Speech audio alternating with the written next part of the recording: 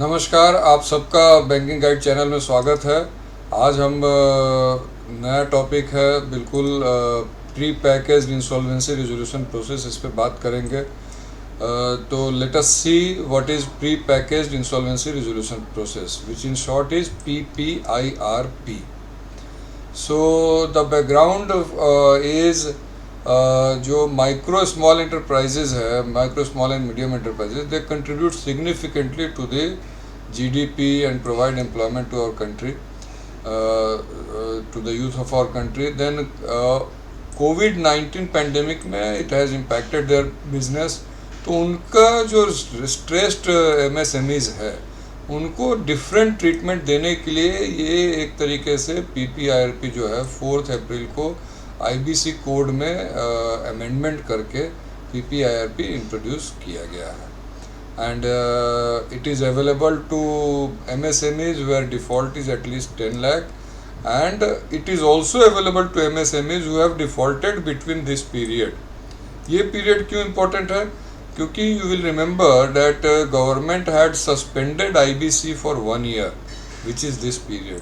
तो वो suspended period में भी अगर MSME कोई डिफ़ॉल्ट किया होगा तो वो भी PPIRP प्रोसेस में जा सकता है इस ऑर्डिनेंस के हिसाब से। So now this PPIRP has been brought, which is a blend of debtor in possession and creditor in control. जैसा मैंने IBC में बताया था कि क्रेडिटर इन कंट्रोल रेजिम है, but here it is a blend, जहाँ पे डेटर को भी, जो क्योंकि नेचुरली MSMEs के साथ बहुत सख्त अगर होके चलेंगे तो it can B devastating for the economy, because as I have already told that they provide maximum employment after agriculture. Agriculture के बाद अगर कोई सेक्टर है सबसे ज़्यादा एम्प्लॉयमेंट देता है कंट्री में तो वो MSMEs है। तो इसीलिए उनके साथ बहुत सख्ती नहीं, तो इसमें बहुत बैलेंस करके बनाया गया है PPIRP process. So let us see, but before I proceed let me tell my reference. entire content which I am showing here I have taken from information brochure issued by IBBI. IBBI is Insolvency and Bankruptcy Board of India. So now, who is eligible for PPIRP? So as it is obvious, MSMEs. अब MSMEs कौन से MSMEs? तो जो latest definition है MSME का latest definition भी जब मैं प्रायोरिटी सेक्टर गाइडलाइंस की बात कर रहा था तो वहाँ दिया हुआ है, you can go through the video. So वो MSMEs जो 10 लाख का डिफ़ॉल्ट हमने देख लिया है, and they will submit resolution plan. They should not have undergone PPIRP during previous 3 years. They should not have completed CIRP during previous 3 years. अभी आप सोच रहे होंगे कि PPIRP तो अभी इंट्रोड्यूस हुआ है तो ये कंडीशन क्यों डाला गया है, लेकिन ये अभी इंट्रोड्यूस हुआ है लेकिन चलने वाला है। तो आगे वाले सालों में, मान लो कि 4 साल के बाद कोई MSME PPIRP में जाएगा तो वो देखा जाएगा कि पिछले 3 साल में तो वो PPIRP में नहीं गया था, फिर has not completed CIRP during the previous 3 years और has not undergone CIRP, is not undergoing CIRP।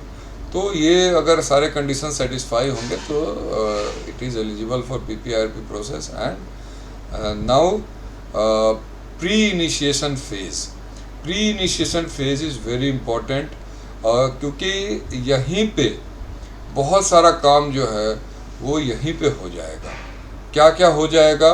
तो सबसे पहले तो आपको पता है कि रिजोल्यूशन प्रोफेशनल अपॉइंट किया जाता है, तो वो प्री इनिशिएशन फेज में ही हो जाएगा। मतलब हम NCLT या जो आपका कॉर्पोरेट डेटर है वो NCLT जाने से पहले ही वो रिजोल्यूशन प्रोफेशनल अपॉइंट कर लेगा।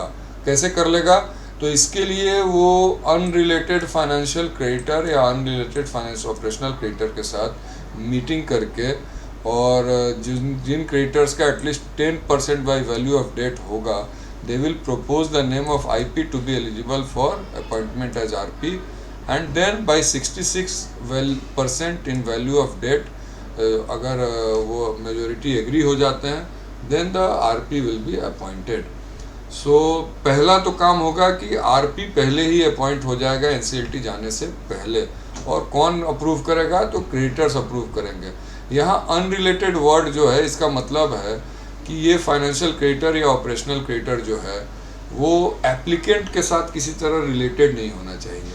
रिलेटेड का मतलब है कि वो जो कंपनी है वो कंपनी का कोई ग्रुप ऑफ कंपनी नहीं होना चाहिए, वो फाइनेंशियल क्रेडिटर या ऑपरेशनल क्रेडिटर, इसीलिए अनरिलेटेड वर्ड यूज किया गया है। सो पहला तो प्री इनिशिएशन फेज में आरपी अपॉइंट हो गया। अभी दूसरा प्री इनिशिएशन फेज में क्या होगा कि ये जो मेजॉरिटी डायरेक्टर्स पार्टनर्स है वो डिक्लेरेशन देंगे। क्या क्या डिक्लेरेशन देंगे कि they will file the application within 90 डेज, क्योंकि ये इसका टाइमलाइन है। And then this PPIRP is not initiated to defraud anybody, and then IP approved by creditors to be appointed as RP, ये डिक्लेरेशन देगी कंपनी। Plus they will pass special resolution by at least 3/4 of the directors or partners. They will pass a special resolution approving the filing of application for initiating PPIRP. And also they will prepare BRP. BRP is what? Base Resolution Plan. ये नया है, ये इसी PPIRP में नई terminology है, base resolution plan. तो वो प्रिपेयर भी कॉर्पोरेट डेटर ही करेगा। तो ये भी रेजोल्यूशन प्रोफेशनल को नहीं करना, कॉर्पोरेट डेटर ही ये सब बना के देगा बेस रेजोल्यूशन प्लान। बेस मतलब एक तरह से उसने बेस रेजोल्यूशन प्लान बनाया, कुछ चेंज वेंज करना है तो by approval of committee of creditors किया जा सकता है। देन प्री इनिशिएशन फेज में नाउ ही विल गो, तो पहले रेजोल्यूशन प्रोफेशनल अपॉइंट हो गया, अब क्या करेगा, तो now he will go for approval for filing of application. तो उसमें क्या क्या चीज़ें देगा, तो list of creditors, declaration, and then वो जो अभी रेजोल्यूशन हमने स्पेशल रेजोल्यूशन प्लस BRP। तो एक तरीके से जो BRP है उसमें भी जो कमिटी ऑफ क्रेडिटर्स है, जो फाइनेंशियल क्रेडिटर्स, उनकी सहमति हो जाएगी, बिकॉज दे हैव एग्रीड कि आप ठीक है आप एप्लीकेशन करो by a majority of 66% in value. तो वो ऑलरेडी क्रेडिटर्स अप्रूव कर देंगे एप्लीकेशन आगे ले जाने के लिए। Then the corporate debtor will go for filing of application, and here my dear friends let me tell that this application can be filed only by corporate applicant. In case of CIRP, it could be filed by corporate applicant, it could be filed by financial creditor or operational creditor, but यहाँ पे सिर्फ और सिर्फ corporate applicant ही file कर सकता है। मतलब financial creditor और operational creditor PPIRP process initiate नहीं कर सकते। So now of course application will be filed in electronic form, and then एक कॉपी एप्लीकेशन का IBBI को भी जाएगा, insolvency and bankruptcy board of India. And then the AA is NCLT, here also AA is NCLT, national company law tribunal, and AA means adjudicating authority. तो adjudicating authority here is NCLT, और 14 दिनों में application either they will accept और reject. If application is complete in all respect, they will accept the application जैसे बाकी courts करते हैं, और if they will reject if it is incomplete. However, before rejecting they will give 7 days time to the applicant for rectifying the defects. तो अगर कुछ defect की वजह से रिजेक्ट हो रहा है एप्लीकेशन, तो adjudicating authority will give 7 days time to the applicant for rectifying the defects. And then जब एडमिट हो जाएगा application, that will be the commencement date of PPIRP। Then the adjudicating authority on commencement it will order for moratorium. जैसे CIRP में भी moratorium लग जाता है, यहाँ भी मोरेटोरियम हो जाएगा। मतलब अब कोई लीगल एक्शन वो कंपनी के खिलाफ जब तक ये प्रोसेस चल रहा है नहीं लगाया जा सकेगा। देन पोस्ट इनिशिएशन फेज, सबसे पहले तो हमको याद रखना है कि this entire process has to be completed within 120 days। CIRP was 330 days, here it is only 120 days। तो 120 दिन में पूरा प्रोसेस कंप्लीट करना है। और यहाँ एक और यूनिक चीज़ है कि CIRP में आपने देखा होगा कि मैनेजमेंट बोर्ड का जो पावर्स है वो सस्पेंड हो जाता है, बट यहाँ पे कंपनी का मैनेजमेंट जो है it will continue to vest in the board of directors. तो यहाँ पे भी देखिए, इसीलिए it is debtor in possession and creditor in control blend दोनों का किया गया है। तो यहाँ डेटर जो है वो अपना मैनेजमेंट कंपनी का करता रहेगा जब तक ये प्रोसेस चल रहा है, उसको उसके मैनेजमेंट को उसके बोर्ड को सस्पेंड नहीं किया जाएगा। देन जब एडमिट हो जाएगा उसके बाद CD shall submit BRP to the resolution professional within 2 days of PPIRP commencement date। तो वो बेस रेजोल्यूशन प्लान जो है रेजोल्यूशन प्रोफेशनल को सबमिट कर देगा एंड देन अब रेजोल्यूशन प्लान के अप्रूवल की बात आती है। तो अगर बेस रेजोल्यूशन प्लान हर तरह से ओके है और किसी तरह से ऑपरेशनल क्रेडिटर्स उसमें कहीं कोई उनका ऑब्जेक्शन नहीं है, तो then committee of creditors can approve and submit to the NCLT कि भाई ये बेस रेजोल्यूशन प्लान ओके है, इसको आप अप्रूव कर दीजिए।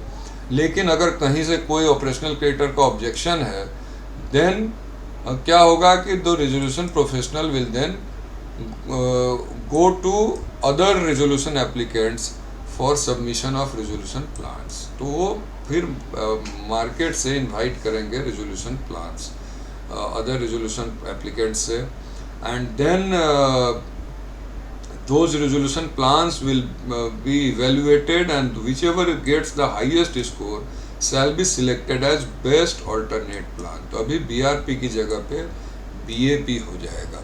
तो BAP और BRP में अब कंपटीशन होगा।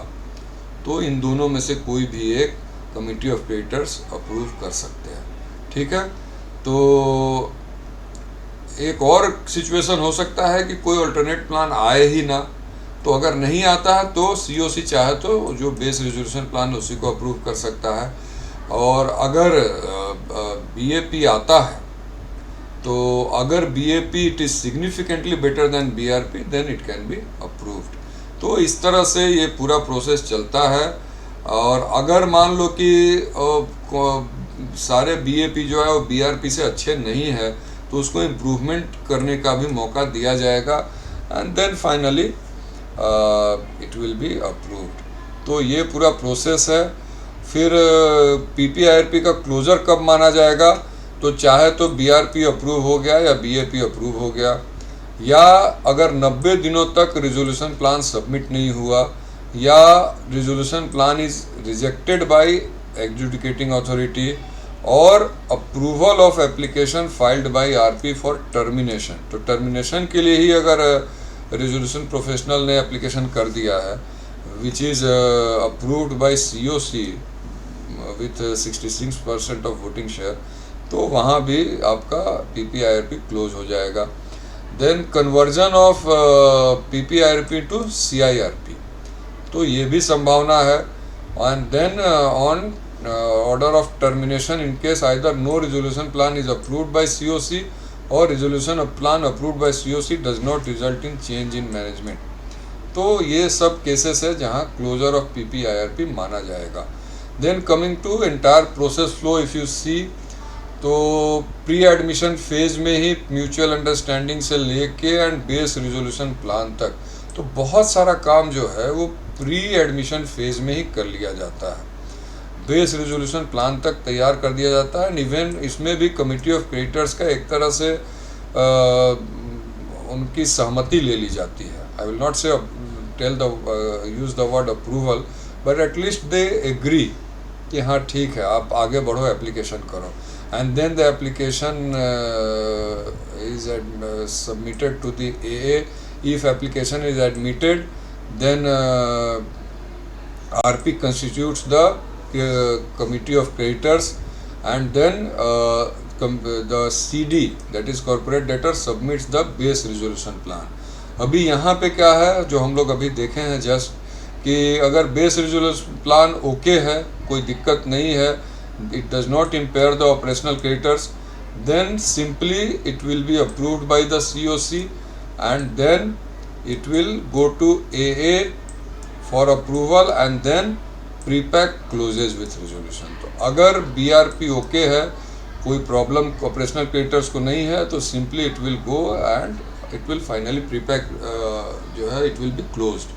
बट अगर ऑपरेशनल क्रेडिटर्स का कोई ऑब्जेक्शन है then this entire thing will start.